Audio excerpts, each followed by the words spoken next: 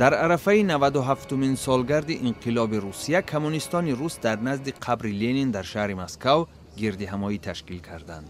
رهبر کمونیستان روسیه گنادی زیوگانوف میگوید روسیه معاصر باید از دستاوردهای اتحاد شوروی سبق گیرد. پرزیدنت روسیه ولادیمیر پوتین بعضی رمزهای قدرت دوران شوروی را احیا کرده است، ولی با فروپاشی اتحاد شوروی در سال 1991 حزب کمونیست تمام نفوذش را به تدریج از دست داد.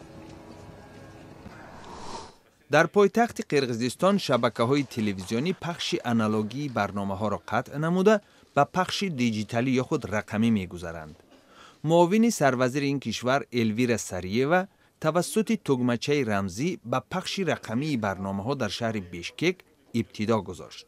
پیش بینی می شود که در پی بیشکک دیگر شهر و ولایت‌های قرقیزستان هم پخش دیجیتالی برنامه‌های تلویزیونی را شروع می‌کنند. در شهر یریون پایتخت ارمنستان پدران و مادران سربازان احتمالاً بر اثر مهترسالاری یا خود دیدوشین به قتل رسیده اند در نزد قصر ریاست جمهوری گردهمایی برگزار کردند. به قول آنها کشتار فرزندانشان به طور لازمه تحقیق نشده است. اعتراضگران تقاضا دارند که پرزیدنت ارمنستان سرژ سارکسیان آنها را به حضور پذیرد. منصبداران سبب مرگ سربازان یاد شده را تصادف و یا خودکشی نامیدند. شهر ربیعه عراق که اخیراً از تصرف گروه افراطی دولت اسلامی رها شده است، با خسارات سراسری مواجه می باشد. گروه پیشمرگه کردهای عراقی 5 نوامبر به این شهر واقع در مرز با سوریه وارد شد. گذرگاه طرف مقابل مرز را کردهای سوریه اشغال نمودند.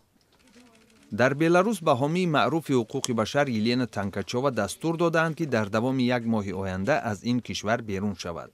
5 نوامبر در نزد اداره پلیس که حکم اخراج تانکاچووا از بلاروس را صادر کرده است، تخمیناً 50 پیرو این خانم جمع شدند. تانکاچووا شهروندی روسیه دارد ولی 30 سال اخیر به طور دائمی در بلاروس زندگی کرده است.